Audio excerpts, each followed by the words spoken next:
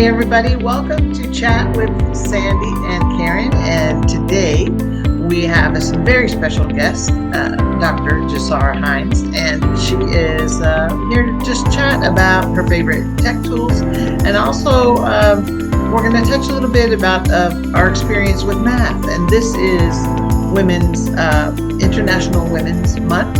We have declared it thus, and so anyway, we have lots of cool guests this month, and so welcome, Jasara. And we were just chatting a little bit about your experience in school. Thank you so much for having me. Oh, and I sorry. Hello, Sandy. Hi. Hello. How are you doing? Hi, Karen. Hi, Jasara. Hi, Sandy. Okay, so you were telling us about your math, the cohorts that you had in your math program. Right. Well, yeah, my technology program. So when I applied, I kind of knew that it was going to have some sort of coding / computer science integration into the curriculum. I didn't expect that I would actually have to code in the very first semester of the program. And the way that this program was advertised, and I did know, so I knew my background. I kind of thought that we would ease into that because we were all coming from different disciplines, because it was an interdisciplinary approach. And so, we had people from psychology, from film. I was English, and I thought we would work our way up to that. So in the very first semester, very first class too, I will never forget this. We get there and he was like, all right, let's go. Because we're in a computer lab, and he goes, pull up this ID. And I'm like, I don't know what he's talking. Like, I literally was looking around. I don't know what he's talking about. And so he was like, wait, you guys know what I'm talking about? And some people were like, yes. And then others were like, no. And so he realized that we also were not prepared for the content. But the lucky thing, and I kind of talked about this with the panel that Sandy and I were on. I was one of the very few women in the class. So, there were issues with that. But the good thing is that we could rely on each other. So it was me and 3 other women, only women in the program. And we would meet on Sunday afternoons because we were mothers. We were working, this was just school, right? So Sundays, Saturdays were our only time. We would go and meet in the student union as if we were undergrads, and we would sit there with our laptops. And we would look things up, and we would be like, okay, I found how to write this line of code. And we would just help each other. And I would have not gotten through that first class without those women, because it would have honestly been overwhelming to try and find all of the information that I would have needed because of the number of different computing things we had to do. So like I was saying, we had to be able to do databases. There are some people in computer science that's not their forte. And, Sure. So we had to do databases, a lot of website design and hypertext design, and, just so many different elements we had to be able to do. So to have that support system, and of course we had that common bonds that we were women and we were mothers, and we were also older than the other students, because I was in my 30s, some of them were in their 40s, 50s. So without them, definitely I wouldn't be here. Absolutely. That is fabulous that you found that support when you needed it. Yes. That's great. Excellent. So let's fast forward a little bit. and you've graduated and you have your computer science or tech and technology degree. What are you up to now? So actually, I'm not really using that degree. So even before I started this, I was a teacher, and I taught basically every English class imaginable because my bachelor's and my master's was in English. When I got this degree, I'm sorry, do I need to worry about that pop-up? No, don't worry Okay. about that. That's Okay. technical issues. Okay. So when I got my degree, I was actually able to teach computer science. And this is all in Florida. So when I used to live in Florida. So I taught computer science for about 3 years.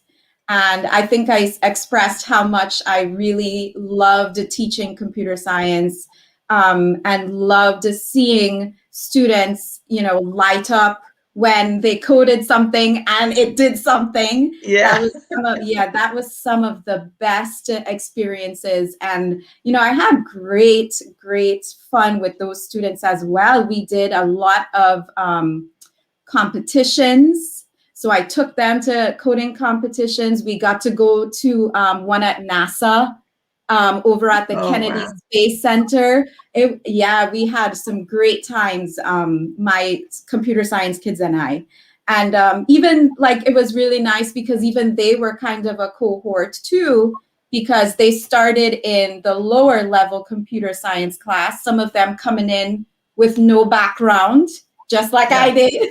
And at the end of it, being able to get college credit in computer science because it was an advanced placement class, and then going up to the harder of the two computer science courses and excelling there as well. And I actually have one student who she went on to a school and got an internship at Amazon because of her background, and she won an award for computer science, the NCWIT Women in Computer Science and Technology Award. She won that as a high schooler.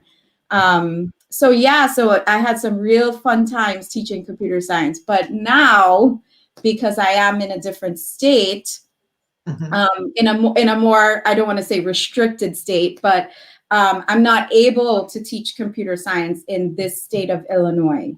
So I do teach English, which is, a great subject, has its strengths.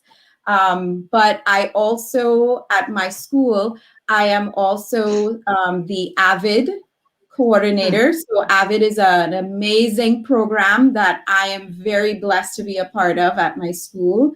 AVID stands for Advancement via Individual Determination. So it's a program where we provide students who are the untraditional college students. So, they don't have the background, like their parents did not go, so they might be first generation.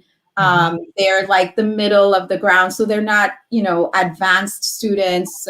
They're, they're the everyday student who just needs some extra help to get into college and then persist and graduate from college. Right. So I love being a part of that program. I love and that's actually one of the things I was going to talk about today, because they have an open access website that anybody can go to and get strategies, activities, lesson plans to help boost reading, inquiry, writing, organization, reflection, all those different types of things with students. So I'm really happy to be a part of that program.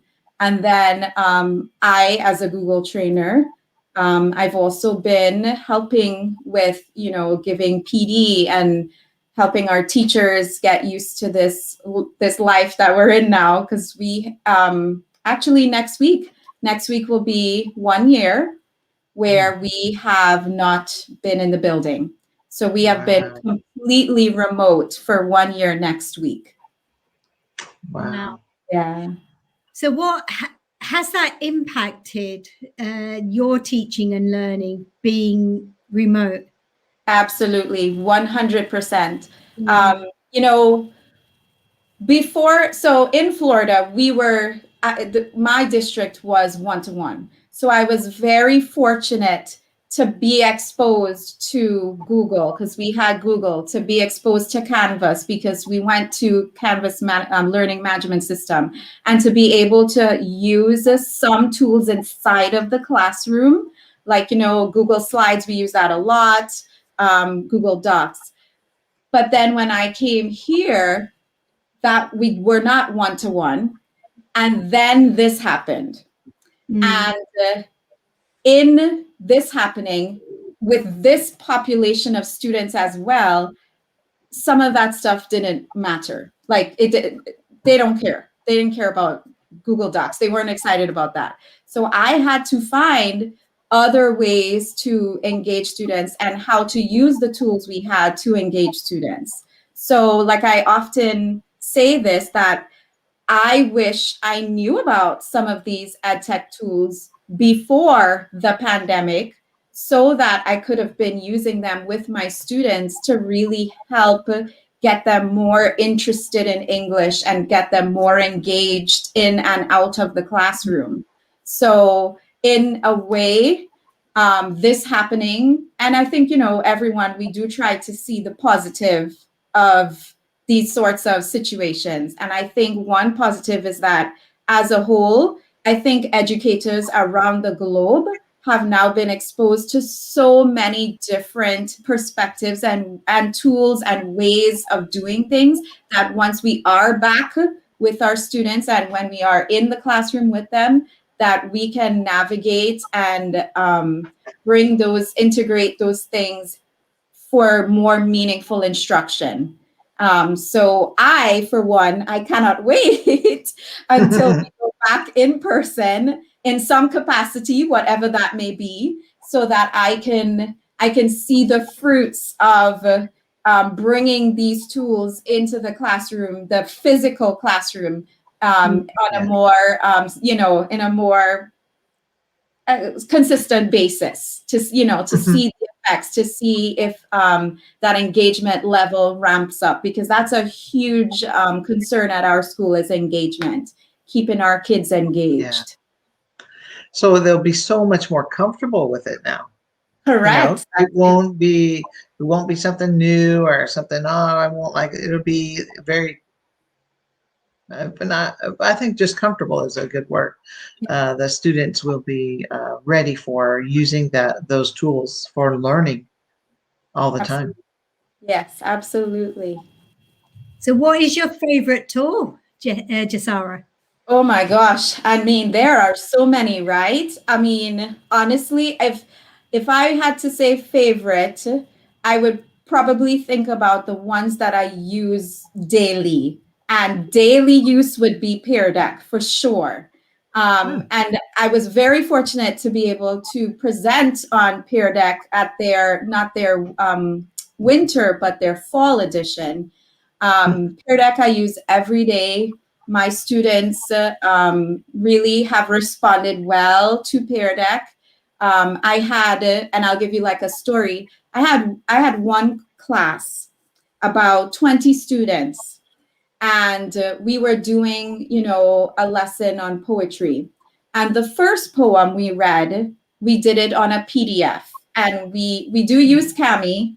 And I thought, okay, they can annotate, they can do things with the Kami while we're reading. Very, very little engagement. It was crickets. I was doing most of the talking. It did not go the way I, thought it would go, right? So that was the first poem. I thought and thought and thought, and I was like, all right, I have to do something different because this is not working. So I decided I would take the poem and I would chunk it up and put it into a Peer Deck.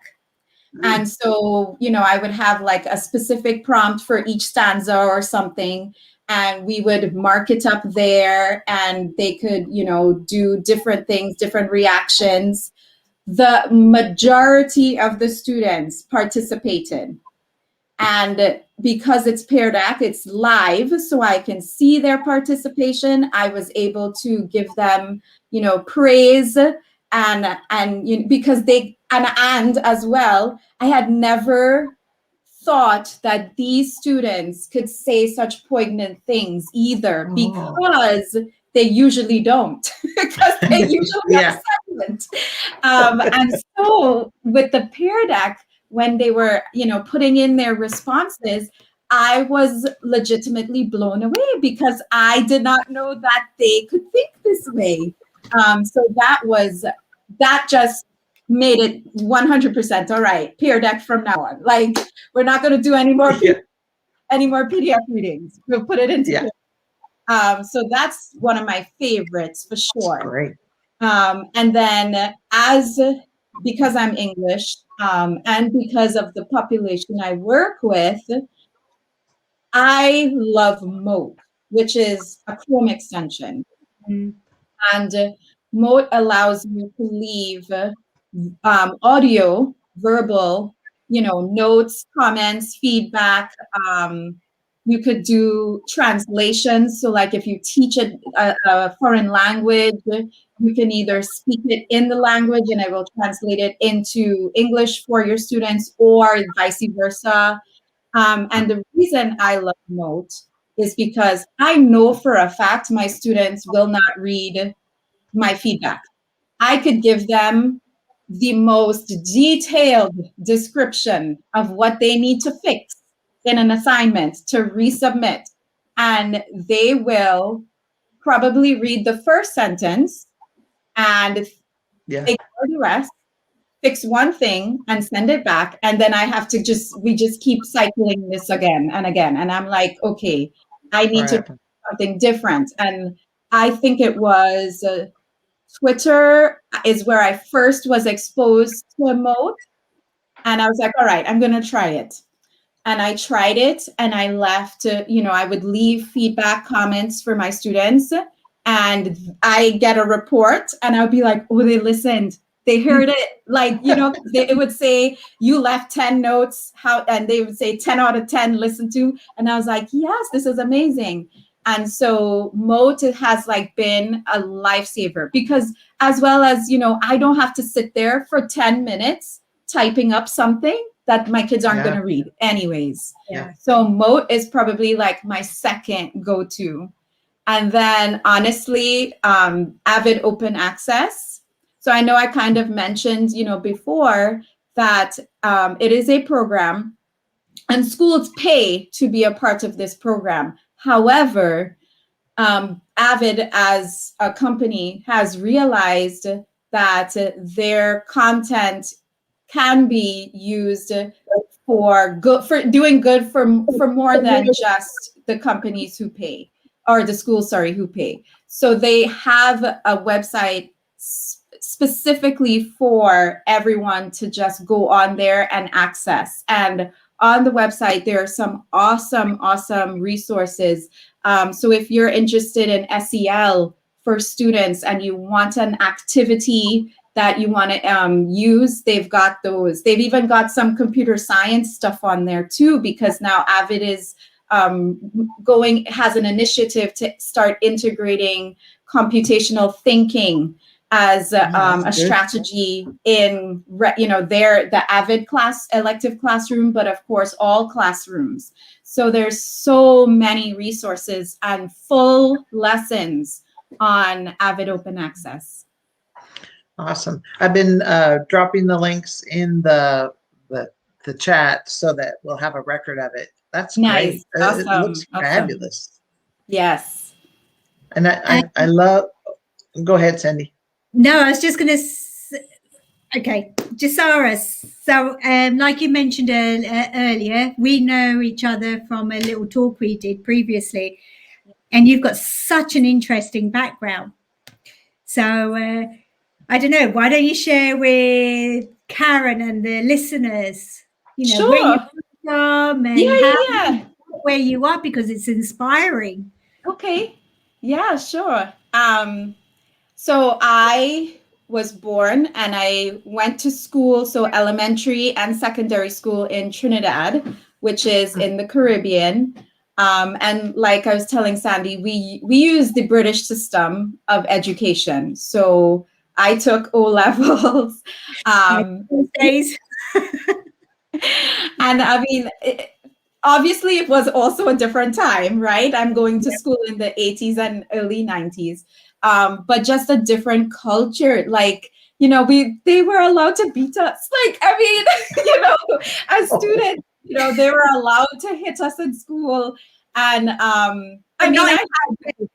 in the UK. Yeah. I had great experiences. I'm not going to lie. School was in, you know, elementary school. We go, like, for me, because my birthday is November, I was able to start school at 4. So I'm in elementary school at 4 years old. So, you know, I'm reading, I'm writing, I'm, you know, so, and that's amazing, right? That's great. Yeah. But then the flip side is it's very stressful, because when you get to be 11, you have to take this huge test, and that determines what high school you go to. And so you know, you get, as a student, you're 11 years old, and your entire high school career rides on a test, one test. I was fortunate enough to pass for my first choice, which was St. Joseph's Convent. And at Sandy knows, elementary school, all girls, high school, all girls. And that experience had its positives, but also its negatives. So one good thing was, I think I was able to learn a lot about women and and all the nuances of femininity, and you know, the good and the bad of you know, what our gender entails. But I also saw a lot of great role models, because my father was the only male teacher in my high school. All of my other teachers were female. My physics teacher was female. My biology teacher, my chemistry teacher, my math teacher, all female. My father was the art teacher. So I know, right? Ironic. And he was the only man as well at the time. So I, you know, I had some great role models. My business teacher was female.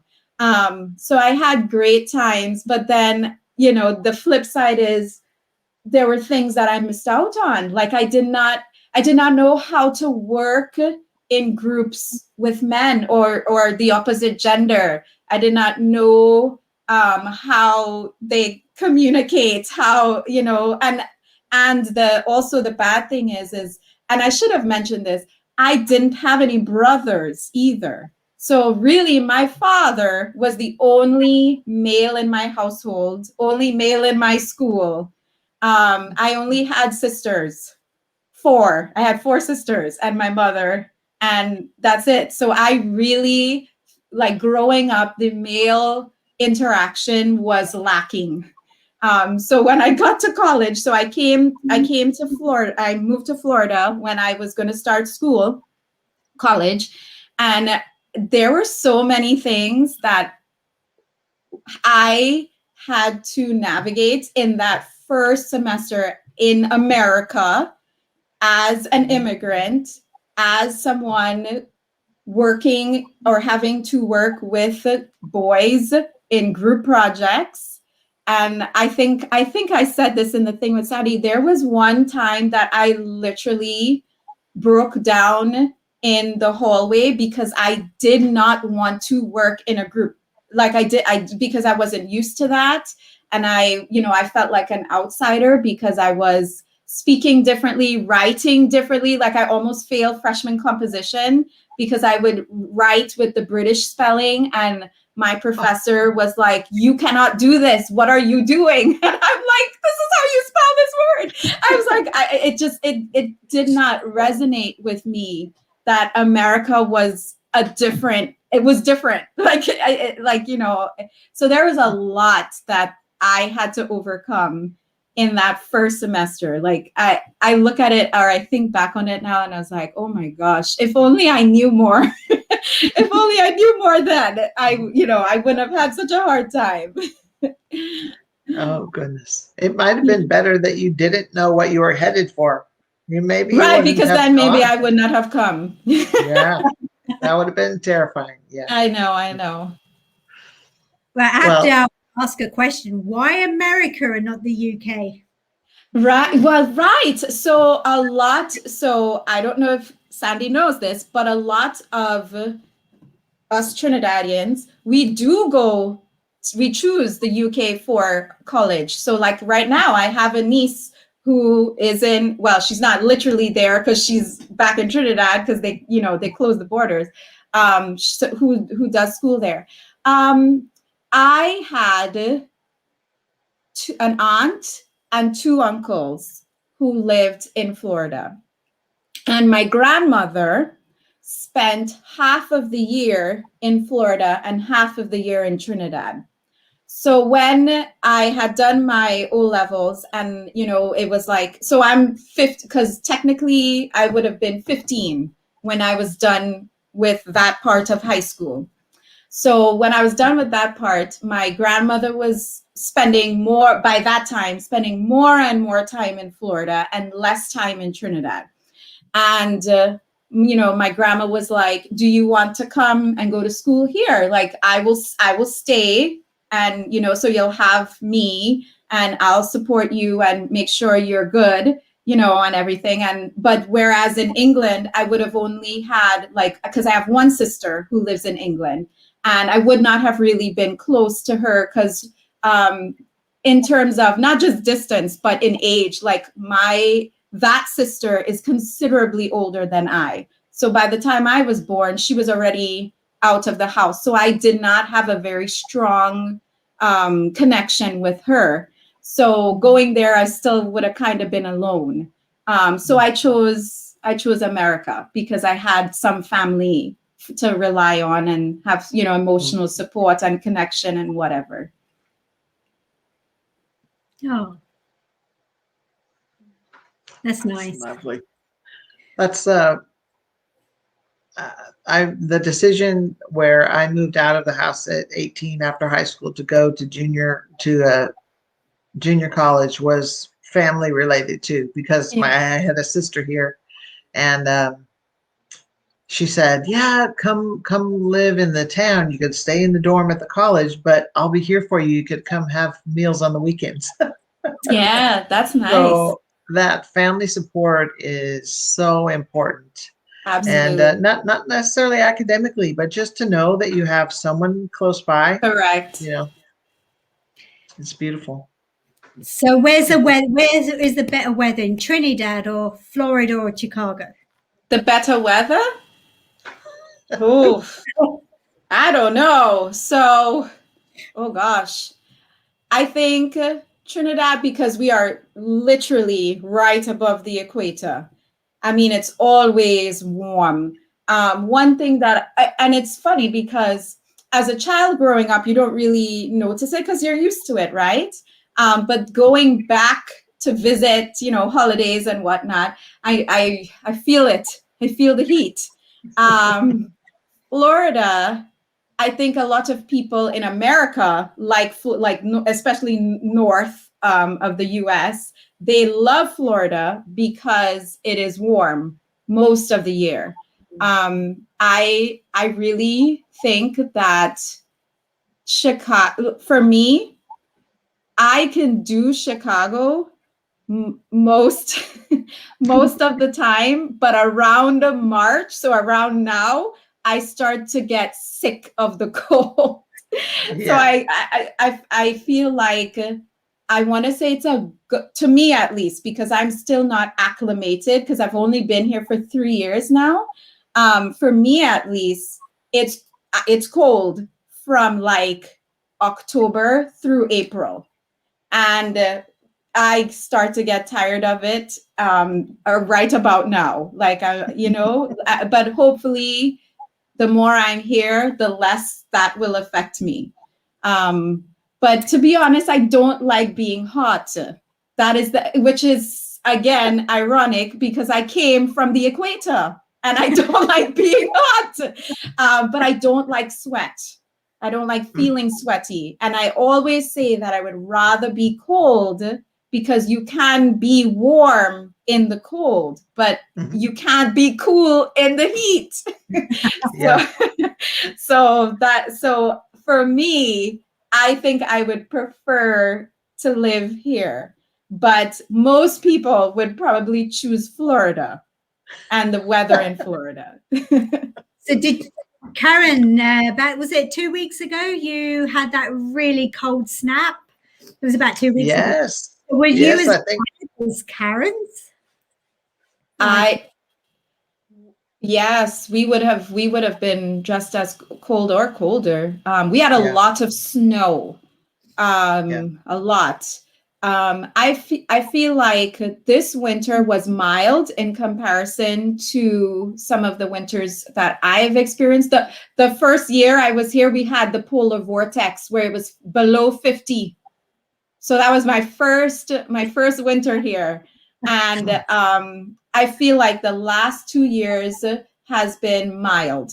And I'm calling like 30s, like, you know, being in the 30s and 20s, that's mild. So that's what we've kind of experienced the last 2 years. Yeah. We just have less of that. And usually our very cold times are end of January, beginning of February. That's when we get that's when this last one was. It was January, February. It was very cold. For us, it was historic. It was like 1 degree Fahrenheit. Oh, gosh. We've never experienced that. But also all across the South, was just listening to someone in Georgia, their city water tower froze.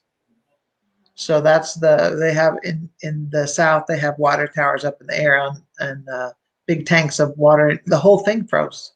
So I imagine it's going to take forever for it to thaw out, you know, so they can have water again.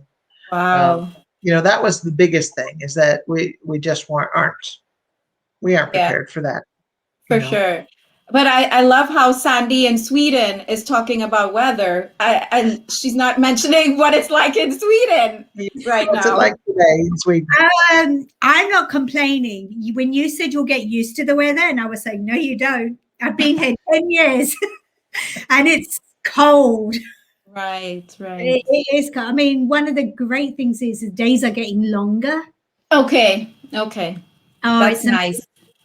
So it will be freezing outside, below 0. But the sun is out, we'll go out. It's nice. So we're just appreciating that the days are getting longer. It's sunny, but like you, I can't wait till it's so nice and warm. And I don't like to be sweaty, but I want hot weather. Yeah. When will it be warm there? And what is warm in Sweden? So according to one of our previous guests, Lewis, he reckons it's only 1 day a year, but it'll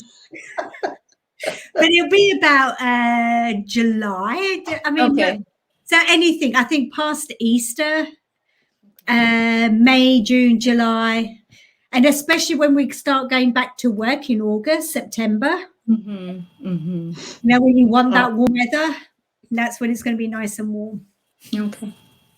Yeah, that's beautiful. Yeah, I think I just need to see the sun. I don't think I could live in the Pacific Northwest where there's no sun. I mean, just break up the clouds a little bit. Let me see the sun. It doesn't matter what temperature it is. I think there's something that it just makes me happy.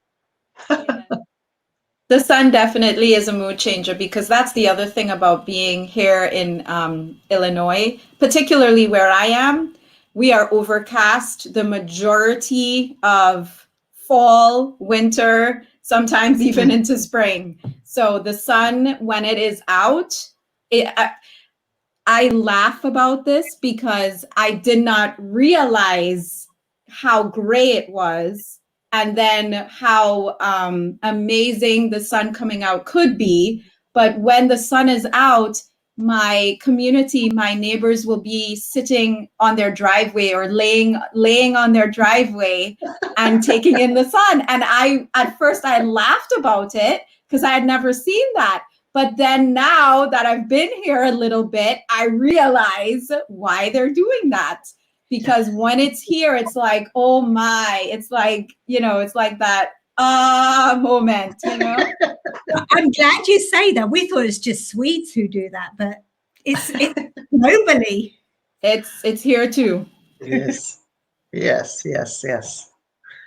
Oh, thank you so much for joining us today. I think this Absolutely. is a good stopping point.